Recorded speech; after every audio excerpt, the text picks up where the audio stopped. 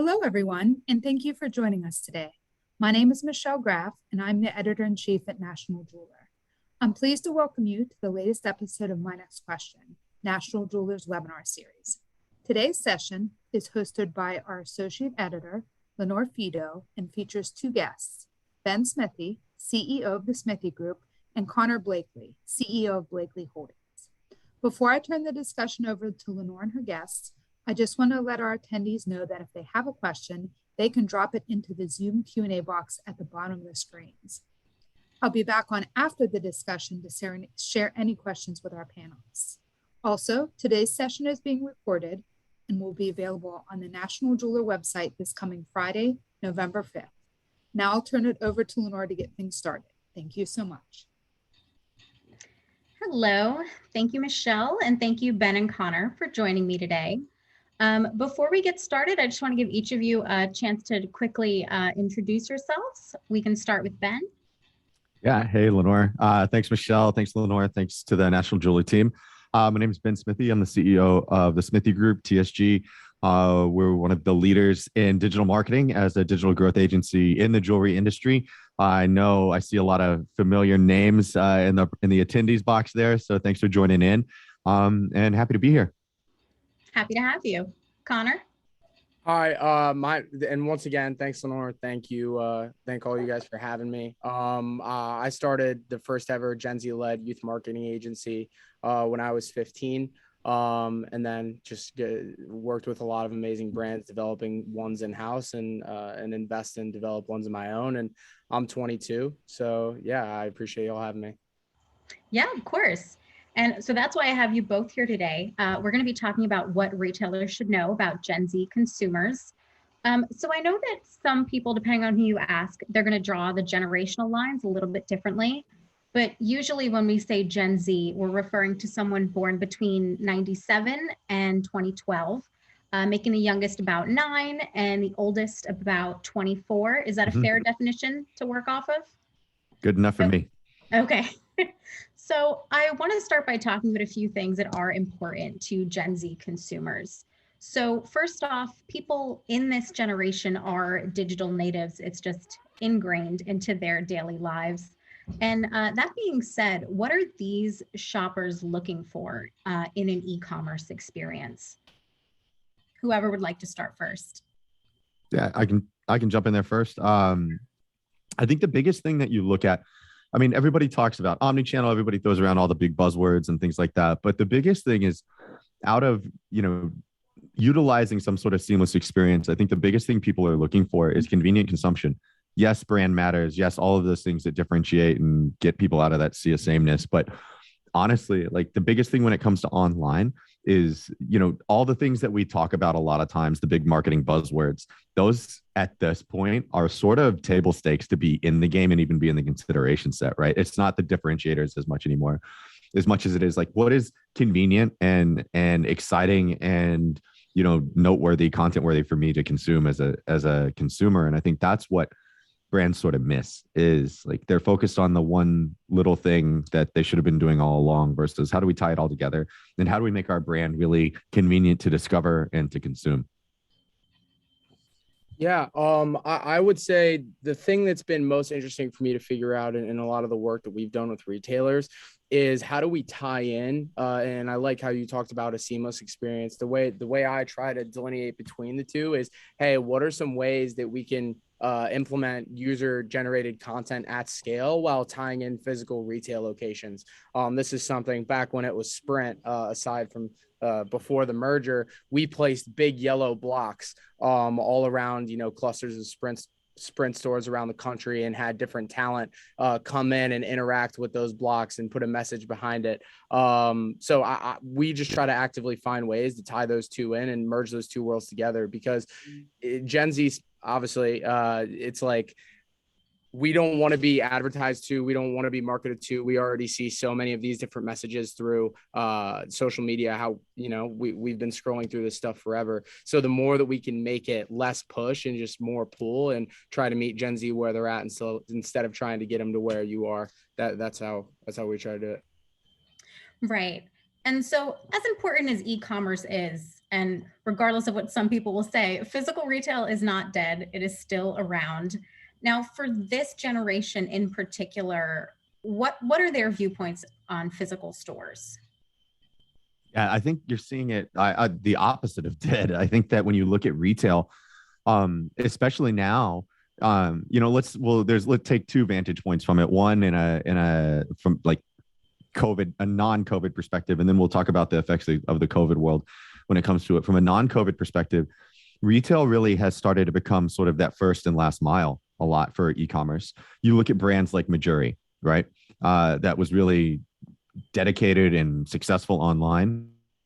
Now you walk around Soho here in Manhattan and you see a line out the door for people wanting to get into its physical retail location. You saw the same in previous iterations for Allbirds and doing like retail mashups. It's kind of saying like those type of like partnership plays where you started seeing Allbirds and Shake Shack come together and do those things. And now when you add COVID into the area where online brands had access to physical retail like never before at lower real estate prices and all of that to get into it, I think you're only going to keep going. It started even back in the Warby Parker days. If you want to go real, quote unquote, old school, it started that, 10 years ago, going from clicks to bricks instead of bricks to clicks.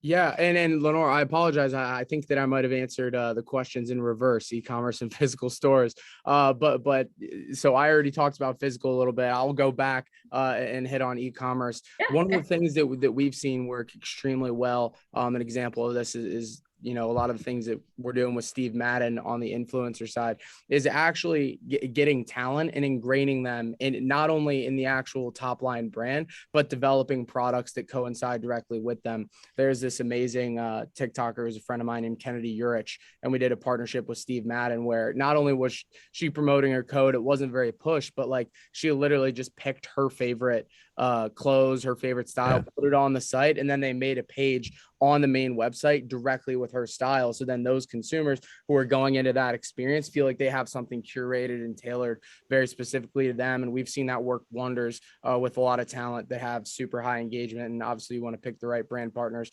people who are awesome to work with. But sorry, I went backwards, but that's kind of how I'm thinking about the e-commerce side.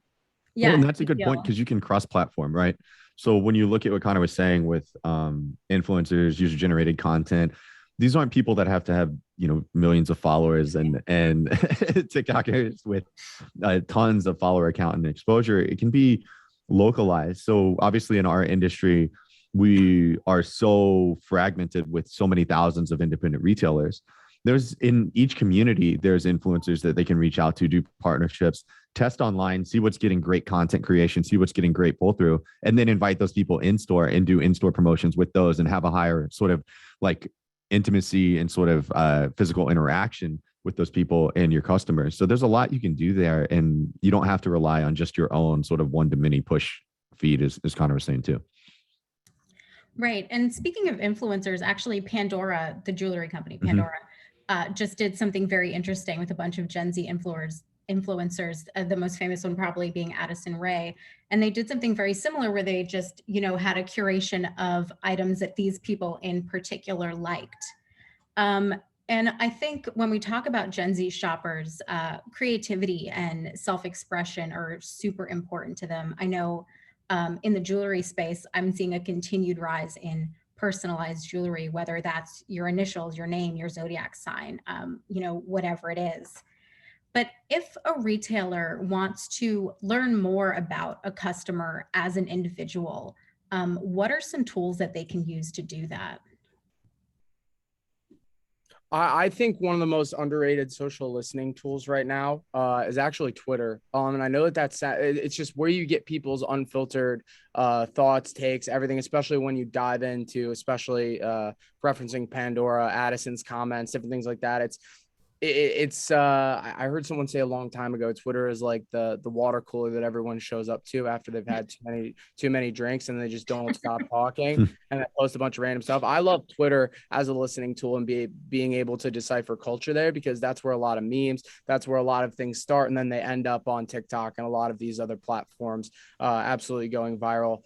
And yeah, that Pandora campaign you mentioned, we definitely won't take credit for the entire thing, but we did a lot of consulting work on that with their agency. And my favorite part about Pandora's approach and their agency's approach for how they took on that project is they want to co-create. That's the other part of this. You want to co-create not only through user-generated content with your audience, you also want to co-create with the talent, because when the talent's audience knows like that actually came from them, they were in on the process, it starts to become a lot more meaningful. And when you have kind of an overarching brand or, an overarching retail location, and then you can bring people underneath that umbrella, all it does is establish the main brand more preeminently when it's done correct. So yeah. Yeah, I think from another aspect of that, once you have that content creation, now you start getting into really tactical and what we call smart ads, right? Smart advertising. So I think that there's two things that are sort of dead going into 2022. One, boring is dead, meaning you got to focus on brand and creative more than you ever have before, because to stop sort of the social media slot machine in that funnel, you have to stand out. The other thing is just traditional advertising, not necessarily like talking billboards, print, TV, radio. I'm talking about the traditional way of advertising in digital is dead, right? Just boosting out posts, promoting posts, things like that. There's no reason to solely rely on that anymore. So we're launching actually, and like just first mention it here, but we're launching new ways to do smart advertising and intelligent ads through social, programmatic, all of that, to where we're mapping, and through our pipeline and through third-party data, we'll take a retailer's email list, map back just solely off names and emails to, I think, close to 1,300 different points of data per person, like per record. So on Lenore, we'd have 1,300 different points of data. We basically aggregate that and through AI generate persona profiles. Then we can sit there and take that retailer and say, what are the favorite topics of interest for your customers? And then if we segment that by your top 100 customers or people that buy engagement rings.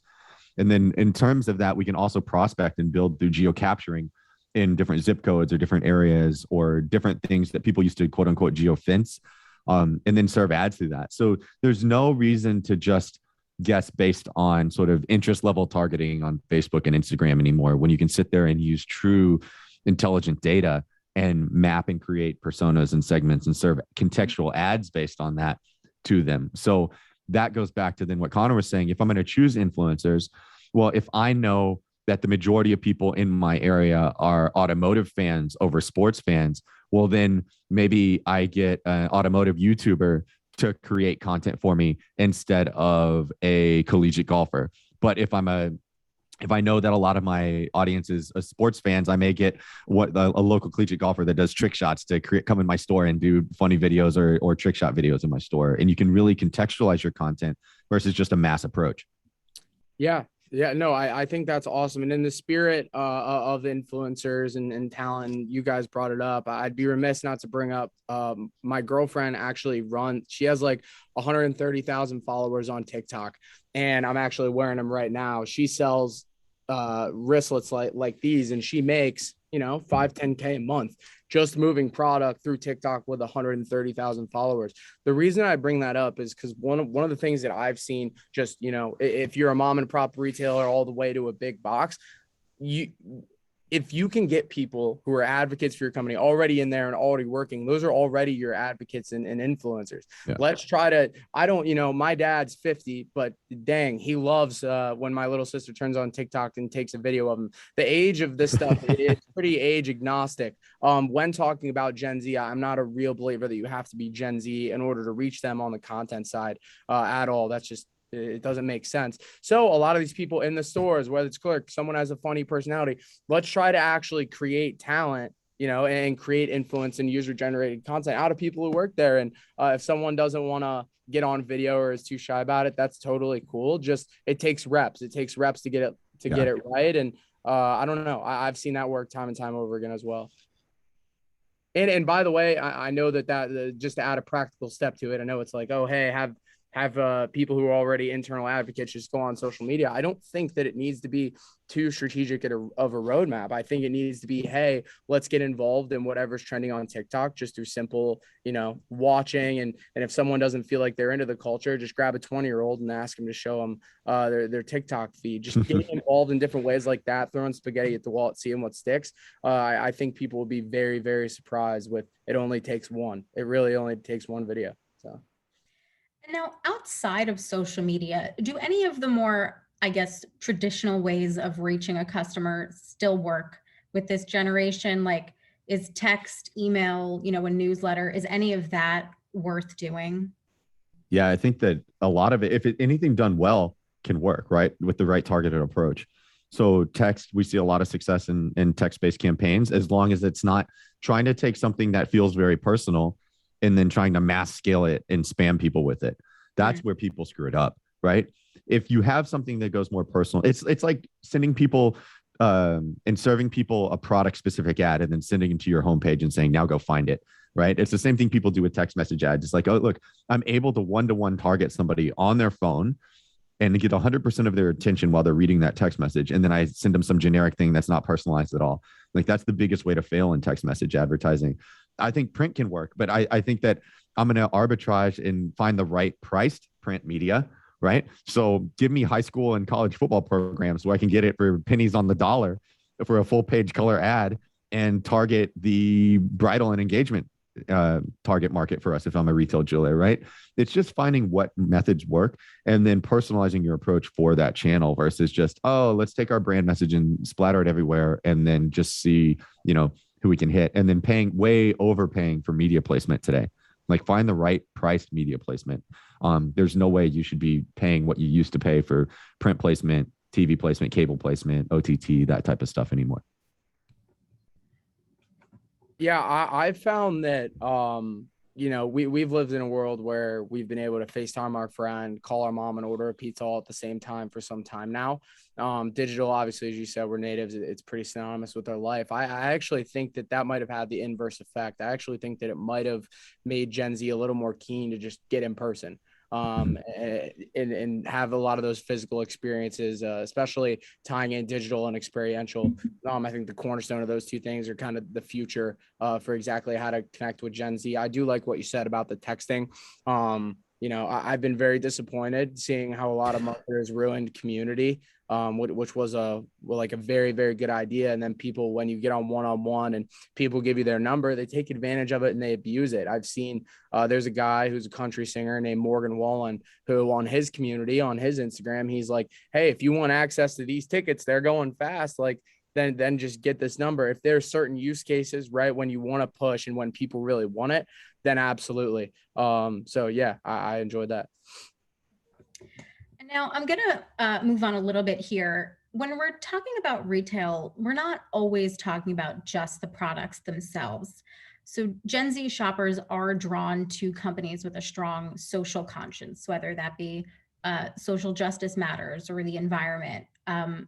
What is something that retailers can do to demonstrate these values to their customers? I think that they should stay completely away from it. And I think that the future of that entire thing is actually quite the opposite. I think that if people look at who's popping online and what works is being real. And I know that sounds corny just because authenticity is such a word that's thrown around. If I just see another Super Bowl commercial with a car company that spends $2 million to advertise that they gave away $250,000, I'm going to bash my head against the wall. So I think that I just think that with Gen Z, especially, anything that you're doing that has to do with like social issues, inclusivity, all things that really do matter. I'm not saying they do, they all matter. They all work. They work well, but just like anything, it works well when it's real. So the only examples that I've seen are like Patagonia does a great job of this. There are a few other brands that I can shout out after when I've seen it. I've just seen so many bad forced examples of people trying to fit into certain climates. And I've just seen it absolutely backfire with Gen Z because everyone just makes assumptions just based on certain things about Gen Z, but I've seen quite the inverse all over. But it is something we do try to implement when it makes sense. Like my company, brew. It's an alcohol brand launching all over the country at the end of January. We partnered with Autism Speaks to go pick up laundry baskets from our fraternity partners to have them do it, and we're paying them to do it and supplying jobs, and then having them take them to our laundry partners and getting a lot of these young people involved with frats, making them feel like they're a part of a community. That worked for us because it's like fun. Like, we want to do it, we want to be helpful. But some of this other stuff we were pitched, we were just like, what does this even have to do with anything? So, yeah. Yeah, I think it's. So the best approach then would be maybe show, don't tell. I mean, yeah, I think, but I think that you can tell too, because in the world we live in now more than ever, I think it was Martin Luther King who said, cowards don't pick sides. And I'm not saying you have to pick a side, but I think that you at least need to take a stand, draw a line in the sand. I mean, and I know that that's difficult, especially for a lot of retailers and national brands, but like, that's what it's gonna have to be, because Gen Z is demanding that from brands. Because what I feel like a lot of brands, they went, hey, when social media happened, we have to be much more personalized. And when you go much more personalized, and then you feel like you have to appease everyone. And then when you want to appease everyone, you just get lost in the fog. I think that drawing a line in the sand and encapsulating a raving 60% of fans, it matters a lot. And I'm not saying that everyone that does it on social does it super perfectly now, but I'm saying there's a lot of glaring instances of it working beautifully when it's done right. Go ahead, Ben. I cut you off. Oh, no, you're good. I think that's why I would say, I don't know if I'd say stay away from it. I would just say it can't be a promotion. It has to be more of a promise and something that's well lived, right? I think it's definitely, and I think that's what Connor was getting at with from an authenticity perspective, is that we see a lot of really crappy campaigns versus why are we not talking about the things that you've been long committed to? And it's not hard to go back in a feed. It's not hard to see what somebody's been talking about or what somebody's lived Right. out for a long time. And so if you can show, to your point, Lenore, what you've been doing or something that you've been committed to versus, hey, we're starting this thing because it's buzzy and jumping on a bandwagon. The BS filter of Gen Z is very, very keen and very sharp. So just doing something for social awareness, just give the money and don't talk about it if that's all it's going to be. But if it's just a campaign, like, think of something better than that. Like, spend your money on a marketing campaign and just a purely strategic marketing campaign, than trying to place social good in something if it's not really part of your DNA and what your brand is really about and living out. Right. And I think, to your point, I think it's very easy to tell when a company is pandering to you. Like, I'm in the plus size range of clothing, and I can tell right away when a company is doing the bare minimum to make me feel included. Like, when I go to your website and there's like 2 options in my size and they both look like a potato. Right. And I go onto your Instagram and it's like one size 12 woman in like a sea of size 2s. It's so apparent to me that I'm like, oh, you don't really mean that. That's not genuinely, you don't genuinely want to make me feel included. Yeah. And so, I mean, that anecdote aside, how important is inclusivity in advertising to Gen Z consumers? Well, I think I can speak about what we study and what we see, and Connor can chime in and say how authentic it is to his generation or not. But I think also that define it. Can you define it too? Like in the context. Inclusivity. Yeah. Sure. So when I say inclusivity, I'm meaning, different viewpoints, different ages, races, body types, sexualities, whatever it may be, just including a more wide range of people, a more genuine view of what the makeup of the world actually is. Yeah. I think, for one, it can easily fall into the same thing of social good, right? If you look at everybody having DE&I programs and everything like that. Fafana just said diversity. Yeah. So DE&I, all of that. But it can easily turn into a campaign versus some sort of true application and authentic approach to try to do more and do better.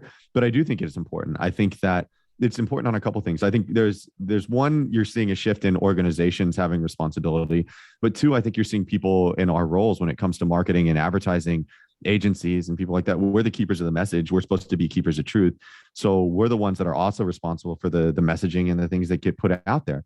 So I do think that it has to be more and more moving toward that. I do think that it is a sliding spectrum, that people are not there yet and people are trying. And just because they're trying and trying to be there, I don't think they have to be like canceled or pushed out. I think there's a legit effort. If they're trying, then they'll be accepted in there. I think it crosses very similar lines to the whole social good, social corporate response, CSR type thing. Is it real or is it not? But it is it's brands must look more and more like the consumers they serve, not less. And that has to start way long ago. And it's actually coming into effect now. Yeah, I think that this is an interesting topic. I'll separate it into two. The first one being, I think that Gen Z, just because we've had so much access to information, social media, and technology, it's given us the ability to be privy of, understanding different points of views and being able to decipher that information, deciding what's important, what's true, and what's not, and what you resonate with. I think that Gen Z right now, I think the reason that I said what I said before is like, we're coming out of this system that we've kind of all been shoveled down of an echo chamber, right? Like, we only are putting out and receiving what just the reiteration, or like, we're only getting back what we want based on the algorithms, what we like, what we enjoy consuming. And I think now we're actually entering a place where we're starting to hear some of those different voices. We're starting to hear and engage with some of those different perspectives. And I think now Gen Z is kind of tackling those conversations, not only in a more mature way, but in an activated way. I had a lot of my friends went to Parkland, on the school in Florida, the tragic situation. A lot of them came out of that, and they all activated immediately through various social responsibility campaigns in order to like make a change. So I think Gen Z is going to make all of the changes that they want to, and how we operate in a day-to-day life. We're kind of conscious of those things because they've all been insanely prevalent topics on social media and through these things. So I think we're getting out of a world where it's been an echo chamber and more of a open conversation, learning kind of vibe, which is what always I'm trying to do, right? Because I'm a big believer in, if someone doesn't say what they actually feel or think, then they're never going to be able to have a true conversation about all the different topics. So I never want to be the one to tell someone to be quiet. I just want to keep learning, keep doing that. And I think Gen Z is very much so on the same page. Right. And now, just to continue on the topic of diversity that I brought up, I know on the media end and on the corporate end, there has been, and rightfully so, a lot of talk about diversity on the executive level. My question is this something that consumers concern themselves with too? Is this an aspect of a company that is on their radar at all? I think at scale, not as much as it will be, right? I think it's a growing level of interest. I think it's a growing level of things. But I think that when it comes to concern versus interest, I think we're looking at a rising interest in a growing concern, if you will. But I do think that it's more of an importance for organizations to look at. I mean, when you look at diversity, if we look at gender diversity in the C-suite, the stats are pretty clear around the positive impact that diversity has in the executive level of organizations, right? It's pretty clear there, no matter how you cut the data. And so when you look at that, I think I'd be less concerned about right now what the crowd says and what's best look at the just data for the organizations. Don't do it because the crowd, do it because you're going to have a better organization. Do it because you're going to be a more successful organization. Don't do it because of the campaign. Do it because look at the data. Like, having more diverse perspectives in your C-suite is going to lead to more success. So do it because of that reason, not because the crowd and your shareholders tell you should. You know what I mean? I'm completely in line with that. At my company, Brew, I have two. We have Brew, which is the alcohol company launching across the country, and then Blakley Holdings, which is where I do a bunch of fun stuff like this and other things. It's like, we just went into it when we were hiring for our C-suite as well as all of our employees. Like, we want just great people. We want really great, good people. And then we looked up and we had 50%, like literally just kind of on accident, just by finding great people. And we did it by exactly doing what you said, just looking at the data, interpreting a lot of those different perspectives, and then bringing them in to try to make active change. So couldn't agree more. Now, based on everything that we've talked about so far, can you each give me an example of a retailer that you feel has really gotten it right, has really tapped into what Gen Z is looking for?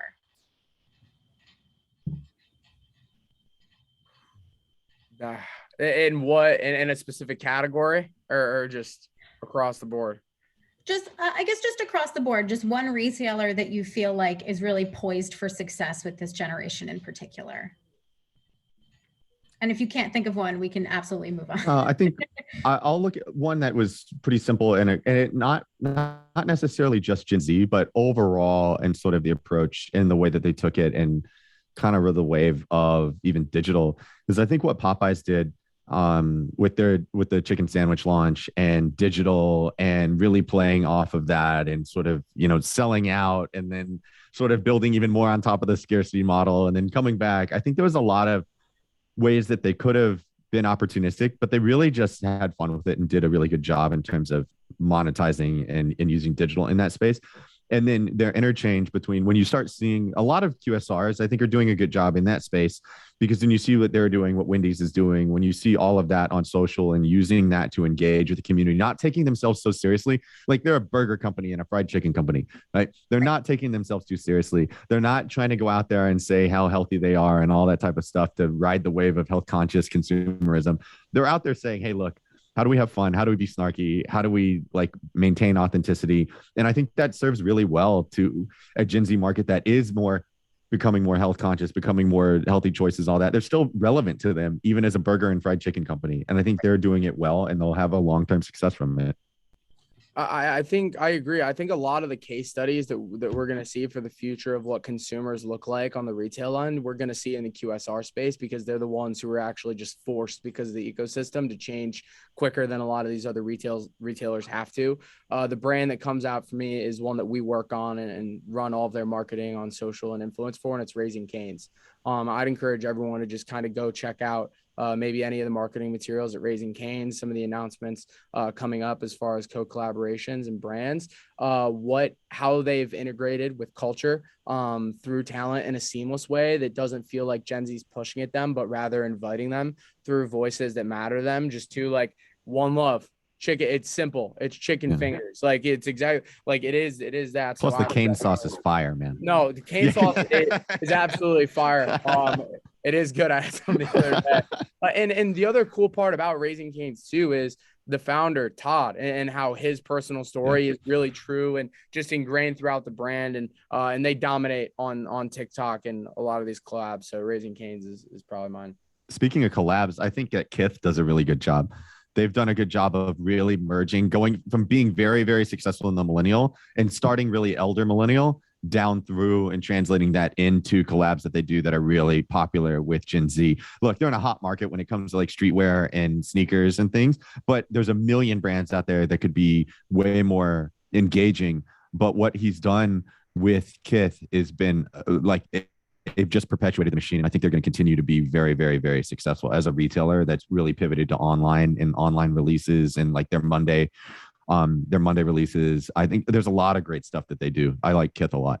Yeah. And also Target is a good one, but good in a different way. Not their retail store experience is cool, but what I like is that they just said, we're not going to bring in any of these new brands. The entire Target store is we're going to create our own brands and launch our own brands in our own studio to try to target Gen Z, right? Whether it was through apparel, whether it was through electronics, whether it was through phone cases, the food section, they were trying to create a lot of those brands in-house because they were like, hey, we're going to try to cater and craft these own brands directly to Gen Z and then leverage their retail presence in order to do it. And it's worked beautifully. So how they've kind of set that up in store and how they've aligned with a lot of their brands, I think is something really cool. They did do a really cool collab though around a Pride collection, which was really awesome. And they launched these capsule collections from high-end designers at Target, but in price point for their audience. So if you look at Christopher John Rogers, CJR, they are probably one of the hottest high-end designers right now. Had a huge placement when it came to Met Gala, had two people wearing their good in the Met. They were in the sort of showcase area. They had a capsule collection from one of the hottest brands right now coming out and do a capsule collection at Target. At price point merchandise, which was sold out time and time again, which is cool. So I think you're right. Kind of, it's there's this room for brands to do both, right? Build their own brand, leverage equity in their own brand, and then how do you partner with other people to do small capsule collections, one-offs, things like that? or even if it's not a one-off, right? Like one of the things that we've done is we just fully Johnson & Johnson was one of our clients, and we were tasked with like, hey, we want you to recreate Clean and Clear for Gen Z.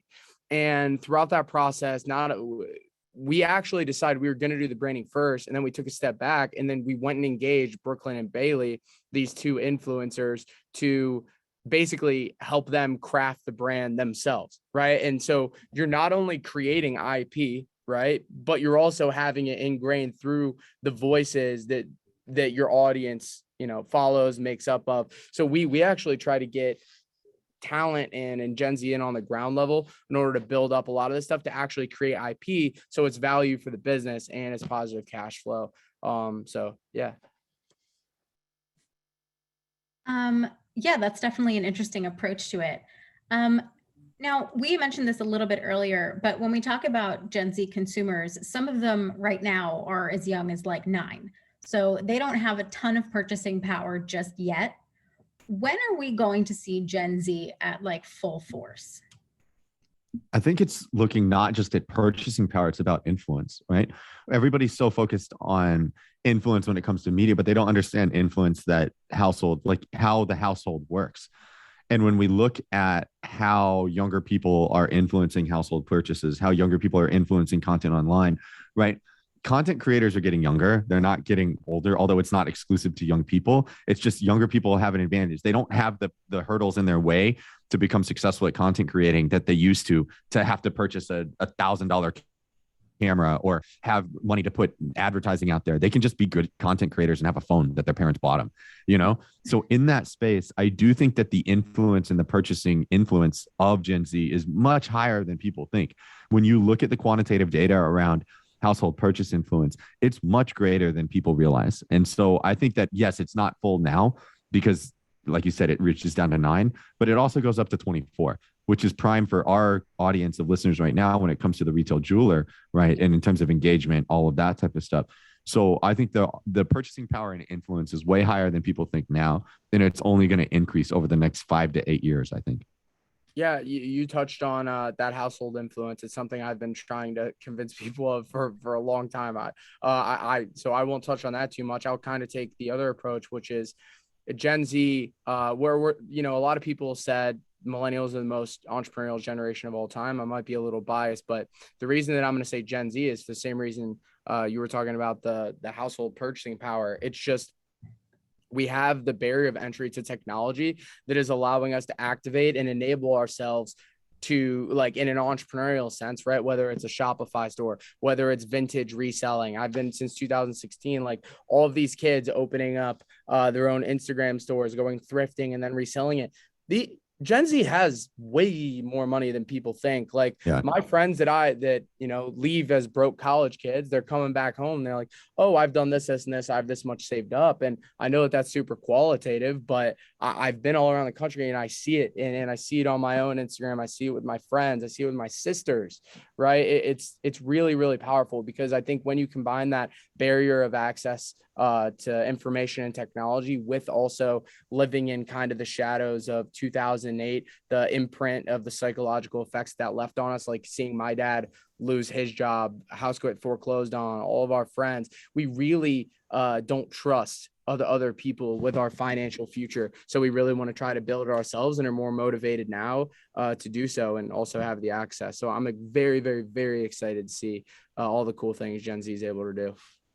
They're not afraid to try stuff either. Like they're young enough to be the same things where everyone was interested in trying to be the next athlete or be the next thing. Everybody's now is interested in, how do I find the next hustle to trade options or trade crypto or trade NFTs or trade sneakers? And I think that the barrier of entry is low enough, as Connor was mentioning, but also the barrier of fear is not set high enough for them yet. They're young. They have nothing to lose, everything to gain. And they have the means to be able to try and dabble.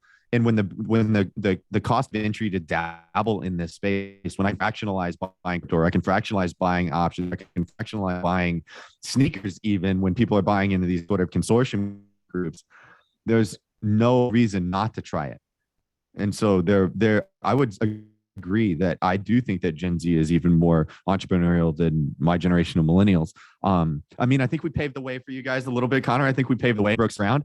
But I would say that Gen Z is definitely taking the ball and running with it, and doing all the things that. There you go. Yeah. So the things that we said, though, here's the scary part: is everything that people said millennials were going to do, we started doing those things in terms of voting with our dollars and all of that type of stuff. But Gen Z is now embodying that completely. So I think it's very more similar than they are different. And Gen Z is just taking it and running with it and going crazy.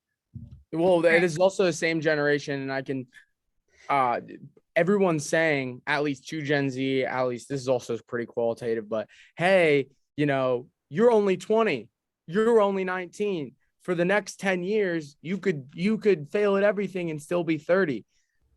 That I've heard that from everyone, not just me, but my friends' parents telling it to them all across the country. It's very much so like, oh, hey, take the risks that we were too afraid to make, because now you have the chance to capitalize on it early and figure it out. That was kind of my interpretation of like how that, and also the other thing to answer the first question, Lenore, is like the largest transfer of wealth ever is happening right now from baby boomers all the way down to millennials. Right. And Gen Z are going to be the largest benefits of that as well. I think that that's actually going to make the college deficit or the college debt thing a little bit more real, because now people are actually going to have the money because of the transfer of wealth, be able to make better financial decisions for themselves. I have a book coming out sometime or early Q1 called, I won't say it because I'm on a webinar and I'm trying not to swear anymore, but it's called F College, the new roadmap for young people to win in life and business. So that's another trend I'd be on the lookout for, is a very, very, very anti-college, very anti-institution, going into debt for absolutely no reason stance. That a lot of young people are going to take around the country, which will be based on the piggybacking off of this conversation. Truly, like these things are all fettering in the minds and souls and hearts of young people. And I think that over these next, I just think we're going to enter this roaring 20s. Kids have been cooped up in their house. Trust me, like our company is launching on college campuses all across the country. None of these kids give a shit about anything. Like they just want to take risks, have fun, have sex. We're really entering that kind of era. And I'm excited to see all the innovation and good things that come out of it. Right. Now, this brings me to my last question. I'm a younger millennial at 26. I believe the oldest millennials just turned 40.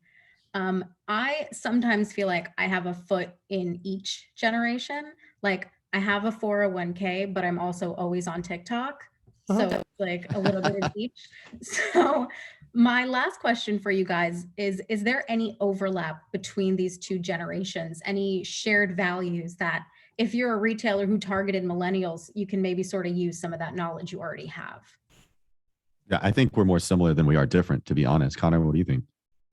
I've never, my approach has been like, I don't really talk about millennials or these other generations because I have no clue.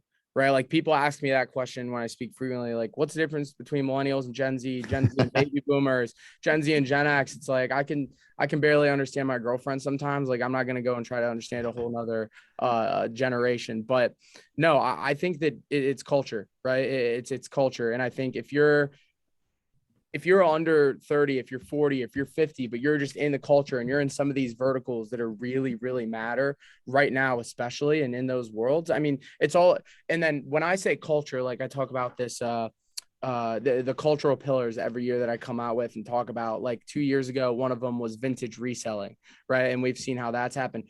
I think that right now, I used to be able to do that. And now it's moving so fast that it doesn't even make sense. And I don't even make a presentation anymore because I literally just go on stuff like this whenever I'm asked to and just talk about whatever's happening at that moment and how that can impact the future. Because that's just how fast that it's moving, whether it's a TikTok trend, whether it's talent, right? Whether it's some hot new thing, whether it's a product, whether it's a vertical, I have a hard time answering that question just because it really does get that specific. So I don't really know.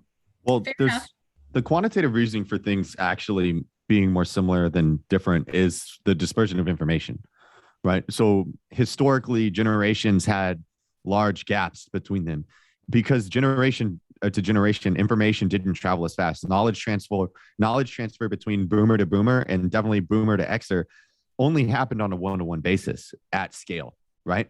Yeah. Now, when we look at, even if we look at music instantly, you have content creators in South Africa versus India versus China and South Korea to Alaska, all collabing on the same piece of music. You have info share between generations. You have grandparents on TikTok. You have knowledge transfer because of the web and socialized media transferring within generations and between generations faster than ever. So newer generations coming out, they don't have that tech gap. They don't have that knowledge transfer gap. So I think that in general, we're going to see things happen. We're going to see shifts in trends versus giant gaps between generations moving forward. Yeah, so I think that was the smart way of like what I was trying to say. But, so thanks for distilling. Well, that was the last question that I had for you guys. I really appreciate you both taking the time to come on and talk with me. Yeah, thanks for having us. Yeah, of course. And now I'm going to hand it over to Michelle and see if she has any audience questions that came in for us. Thank you. Thank you so much, Lenore, Ben, and Connor. That was really a really great discussion. I learned so much. I thought that was fantastic. Just a reminder to our listeners, you can still drop questions into the Zoom Q&A box at the bottom as the session goes along. I'll keep getting those and sending them out to our guests. Now let's get started with our listener questions. I'm going to start with this one because we just touched on this a little bit, and I think it's an interesting one. And this is for Ben or Connor, whoever wants to jump in first. Do you think all of the conversations around generations in general is overblown? Connor, I know you mentioned your dad's 50. He likes TikTok. You know, my dad's 77. He knows that if he wants to buy something, he can go on Google and find the best price. Like, he's not out of the loop because he's silent generation. He's not even a baby boomer. So, I mean, do you think all these conversations about how do you sell to Gen Z? How do you sell to millennials are overblown? And is it just about here's how you sell in general? Or do you think there's some merit to talking about groups of consumers according to age? And whoever wants to go first can go ahead. No, there is definitely a use case, and a very, very, very, very big use case, especially for Gen Z, only because and this might be really stupid what I'm about to say, but hopefully it might make sense. I think about it like my sister really hates pumpkin pie on Thanksgiving, and I love pumpkin pie. It's like my favorite thing ever. Whipped cream, ice cream, all of it. And I set it in front of us, and she looks at it and she's like, oh my gosh, I hate that pie. And I look at it and I'm like, I love it. We're looking at the same reality in front of us, and it's being interpreted in two completely different ways. I think where a lot of people are getting confused or messed up or is the information that is lost in translation because of the misinterpretation of the reality or whatever data point they're referencing into translation. It gets lost in translation, the true meaning and the true context of why it would work.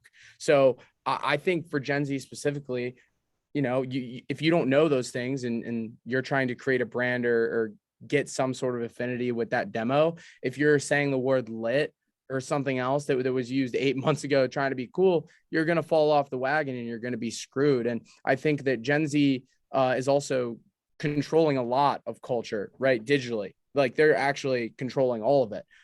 Their older generations are actually now reacting to Gen Z, where it used to be the opposite, right? You're the hierarchy of information used to be your family first, and then news, and then your friends, and that's been totally flipped on its head, where now family is kind of at the bottom of that totem pole. And I'm not talking about influence in household purchases. I'm just talking about general controlling of culture, what's cool, what's relevant, what's being shared. A lot of the ways that the algorithms work on a lot of these social media apps have to do, especially TikTok and Twitter specifically, have to do from the time that you post to the time the first people interact with it. That's what juices the algorithm to give people what they like. Ben might know a little bit more about that in depth than me, but I certainly, listen, I would not even be doing stuff like this, having conversations like this, if I didn't think it could be impactful. I've just seen too much of it work perfectly, not just for Gen Z, but for whether it's older women and Pinterest, like all of these different things. Yeah, that's kind of how I look at it. Yeah, I think we're going to start seeing less generational based targeting or approaches and strategies, and more psychographic and behavioral based things. Because what's interesting when we look at studies, what we start seeing is you can no longer cross-section people just standard generationally, right? Because my mom may shop in person at a retailer like a boomer, but online she shops like a elder millennial. Why? Because she learned browsing habits and she learned online behaviors through me teaching her those type of things. Versus my grandparents would be, if they were on TikTok, they'd be behaving like Connor because they first were exposed to Gen Z content creators on TikTok. So we perform and we engage with different platforms and different environments differently, not just based on the year we were born. And so because that's how we used to large scale segment data was generationally, that's changing now. We're changing and we're segmenting based on real time behaviors and mapping that based on AI versus just mapping it based on a birth certificate.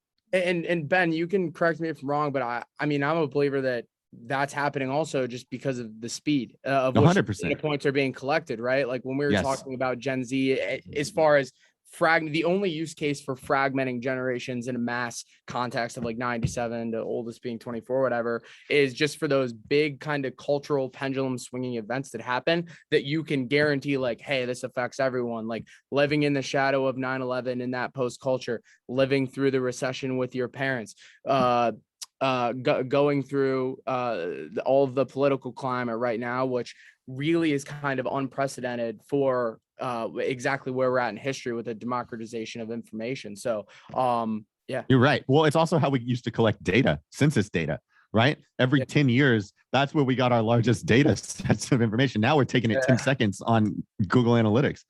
Yeah. So you're right, 100%.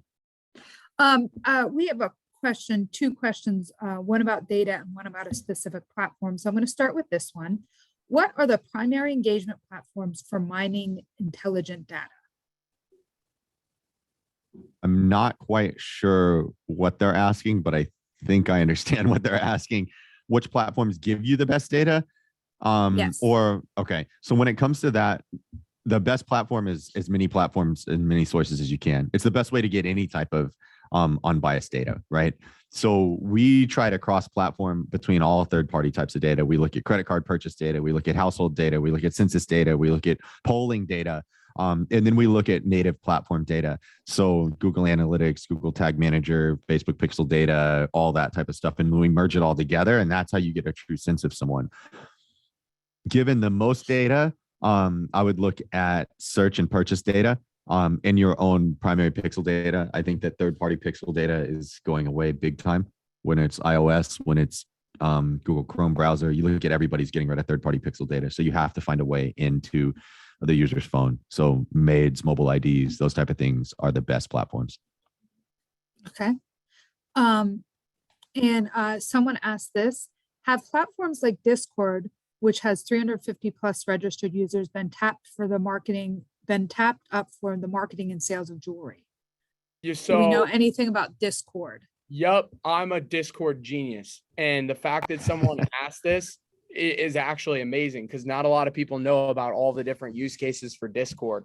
So can you first, I'm sorry, Connor, just because I think some people might not be familiar explain with it. For people what Discord is. Can you explain what Discord is? Some people, including myself. I'm going to try to do it. And it is a very easy, simplistic way to allow and create communities to interact with each other in fragmented ways. Ben, what do you think about that? You got a better way to explain it? No, that's it. I think for the closest thing people would understand would be, and I hate to say it, is like a Facebook group. But yeah, yes. It's like a Facebook group that you control and that's not owned by Facebook. Yes, and that is very, it gives community members a much more effective way to freely interact with each other, as well as more where as a Facebook group, maybe you post once every 3 months and it's only something important. Discord is a much more active community, and especially as a brand or anyone who's curating a community, you want to try to remain top of mind with anyone. So giving people the ability to interact with each other in different silos that they pick, that they go into, that you lay the foundation for, but other people just come in. I think it's awesome. There's this company called Loop Insurance.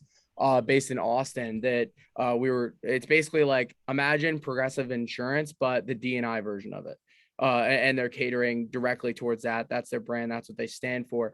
They've kind of siloed all of these different topics that they know that their community is interested in into Discord groups. They've managed and kind of acted as an admin in those Discord groups. They've done meetups. They've directed their own clients' attention to other brands that they're interacted with and got crazy numbers. For my company, we have partners. We're partnered with the top 3 fraternities at every single campus in half the states in the country that have active colleges on them. And what we're actively setting up right now is we're having a sports betting Discord. And then we're getting way more specific. It's NFL betting, MLB betting, and it's like, Connor, you're launching the replacement for Natty Light. Like, why are you creating a betting Discord? Why? Because every single kid who's in college and drinks Natty Light bets on sports, and that's our community. That's our people. They're going to go in there, and we're already in group chats with these kids talking about the games and what's going on. What that allows for is a center for everyone who is interested in this common thread, common topic, but is all brought together, through this common denominator, which would be brew, to just talk about it, bullshit, create the community. And when you have that community and they're actively engaged, you can facilitate it and run it however you want, but it won't work if you don't take a true first community, fun, lighthearted approach. It is a great way to galvanize a community. So, I'm very excited about it because we're very early on it and we just started, and I haven't heard anyone say it to me at all. So that's a great question. I think there's tons of use cases there, especially for jewelry, and especially in the co-creation of jewelry. Imagine a Discord group, and I'll just use Addison as an example because of Pandora, but imagine Addison opens up a group and she's trying to get feedback on all of the designs and the mocks that she got from the design team at Pandora. That's I just said that off the top of my head, but someone should do that shit because it would work. Yeah, the other piece of it is I don't see anybody absolutely crushing it or owning that space, which is common in the jewelry space. So to answer the question, no, go for it, do it, own it. Yeah, I mean, it's always good to be first on something like that. And Connor, I think what you're doing with your brand it's very smart, and goes back to what you said earlier. You don't get on there and advertise your brand and talk about your brand. You go on there and start groups and communities and talks about something people who like your brand or could like your brand are interested in. Sports. Well, here's what I think about, Michelle, and the reason that we take that approach in any company I work with or what we do is because here's what I think about. If you're at a bar, right, and someone that you're attracted to walks up to you and all they do is tell you how good they are or how good they believe they are about themselves, you're gonna be like, what the heck? Like, I feel like that's all companies do all day when they talk to us. So I don't really find that boring. I think in order to be interesting, you have to be interested. So we view Discord as a way to be very interested in the lives of Gen Z customers. Okay, very cool. I'm glad we got into that discussion. Okay, we have time for one more here. So I'm going to ask this because I actually overheard a very interesting conversation on the train the other day. A woman was telling a friend she was riding with that they get a catalog from Amazon, and it comes with little tabs, and the people in her household go through, like I used to do with the JCPenney catalog back in the day. Ben, maybe you were with me on that. Maybe not. They go through with tabs and mark things that they want to buy. There's QR codes so people can buy them right there. Mm-hmm.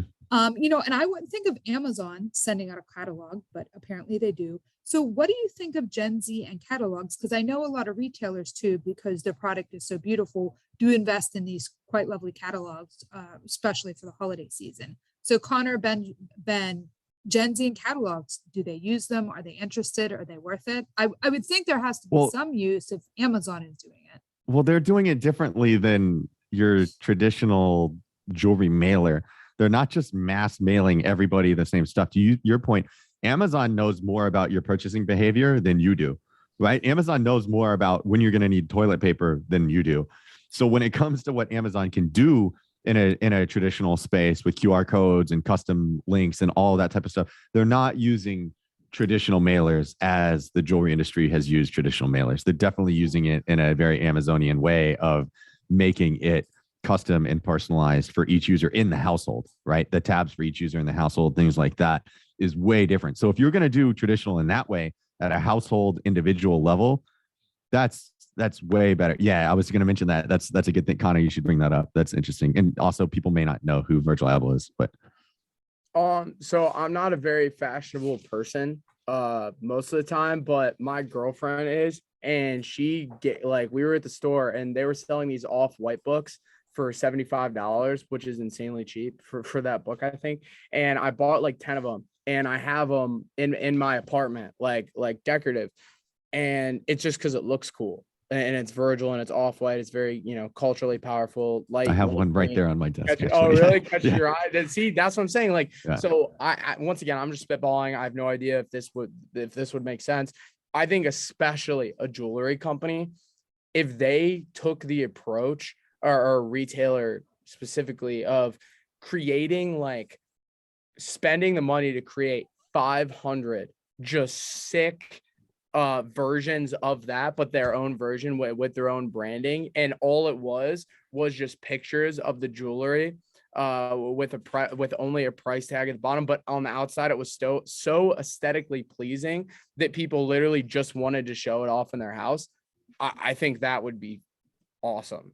Yeah. I don't know. Again, that's way different than what we're seeing most retailers do from a traditional mass mailing. Well, I get Neiman Marcus. So once again, I don't buy a ton of jewelry personally, but I buy from Neiman Marcus when I do. And they send me a catalog. It's like paper, right? It literally is something like this that I get. Yeah. And I flip through it, and I'm like, then I throw it away. I think Gen Z, the only time that we've ever gotten mail outside of what we used to get on our birthdays from Toys R Us is shit. Like, we literally get nothing. We get DirecTV things, we get Discover cards, we get Amex. It's all bullshit that no one wants, and then they throw it away. So if literally anyone is better than 2 out of 10 on a scale for Gen Z with physical mailers, we're inundated with Twitter, Instagram, TikTok. If you can spend the time, right, to do something actually really cool physically, I think it benefits way more than doing anything digitally, just because, this is another example of something we're doing at Brew, but we started the laundry service I was talking about, because the massive laundry bins that are bright yellow and light blue that we keep in the frat houses, our goal is to own real estate in the frat house, because we're going to be top of mind, because they're going to walk outside every day and be reminded of it, and they're going to see it. So I think about it similar in this industry. It's like, you want to own someone's house, and if you can, and you can be a spotlight or a conversation piece or something decorative that they have to see every day. I don't know. I think worst case, the outcome there is a really, really sick branding play. Like you'll sell jewelry from it, but I mean, look at what Virgil and the brand they've been able to create off of the backs of doing things like what you got in your office as well. So. Okay. Well, thank you so much. It's a little after 3, so I'm sorry, but I'm going to have to wrap it up. Ben, Connor, it's been great having you today. Lenore, thank you so much for hosting today.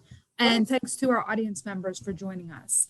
My next question will be back 2 weeks from now. That's going to be Tuesday, November 16th at 2 p.m. Eastern. I'm going to host that episode. I'm going to be chatting with Jeweler Security Alliance President John Kennedy and Greg Smith, who's an executive vice president at Berkeley Asset Protection, about store and event security ahead of the holiday season. I've dropped that link into the chat if you want to sign up to attend that webinar. We'd love to see you again. And until then, thank you so much for joining us today, and please take care. Bye, everyone. Bye, guys. Bye. Thanks, everyone.